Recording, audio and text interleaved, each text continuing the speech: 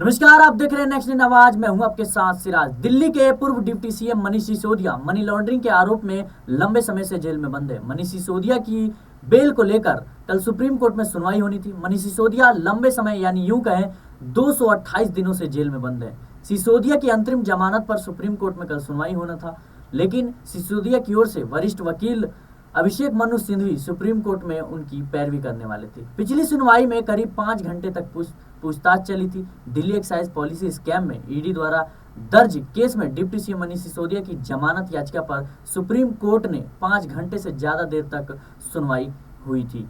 इस सुनवाई के दौरान ईडी की ओर से एडिशनल सॉलिसिटर जनरल एसवी राजू पेश हुए थे और उन्होंने मनीष सिसोदिया की जमानत का विरोध किया था। वहीं जस्टिस खन्ना की बेंच ने ईडी से उसके द्वारा पेश किए गए तथ्यों के आधार पर कुछ सवाल पूछे कि वो सबूत कहाँ हैं जो दर्शाए गए कि सिसोदिया मनी लॉन्ड्रिंग मामले में आरोपी हैं। अदालत ने ईडी से पूछा कि पिछली सुनवाई में पूछा था कि प्रूफ कहाँ है, प्रमाण कहाँ है।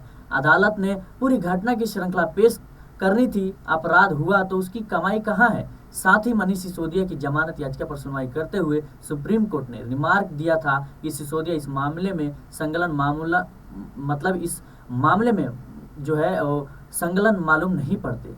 कोर्ट ने ईडी से यह भी पूछा कि पूर्व डिप्टी सीएम मनीष सिसोदिया कैसे मनी लॉन्ड्रिंग केस में आरोपी बनाए गए हैं। लेकिन फिलहाल जो है कोर्ट में लगातार जो है बहस चली 5 घंटे तक, लेकिन जो अदालत है, जो कोर्ट है, उसके सवालों का ईडी पे जवाब नहीं है। आखिर मनीष सिसोदिया को जो ईडी ने कैसे उसको आरोपी बनाया, कैसे 228 दिन, करीब ये कम नहीं होते 228 दिन किसी नेता को जो है जेल में बंद करना, उसकी जिंदगी के जो बीते हुए पल हैं, जो बीते हुए दिन है, वो जो दिन है वो अपने परिवार के साथ बिता सकते थे, वो अपने देश के लिए कुछ काम कर सकते थे, वो अपनी ज़िंदगी जी सकते थे। लेकिन बिना वजह अगर इसमें कोई सबूत नहीं पेश कर पाती है, कोई पुख्ता सबूत अगर ईडी नहीं पेश कर पाती है जिससे मनीष सिसोदिया को जो है जेल में रखा जाए या आरोपी प्रमाण हो सके, आरोप उन पर लग सके, फिर उनकी ज़िंदगी के बीते हुए दिनों को कौन लौटाएगा। आखिर जो ईडी है इतना समय क्यों लगा रही है, 228 दिन।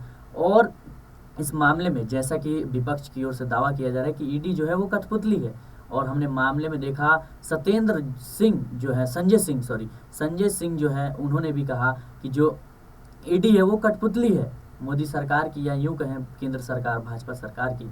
ऐसे में किसी विपक्ष के नेता को इतना क्रूरतापूर्वक इतने दिनों तक जेल में रखना, अगर कोई भी नेता या कोई भी इंसान अगर आरोपी है तो उसकी सज़ा कानून के दायरे में रह के और कानूनन उसकी सज़ा होनी चाहिए।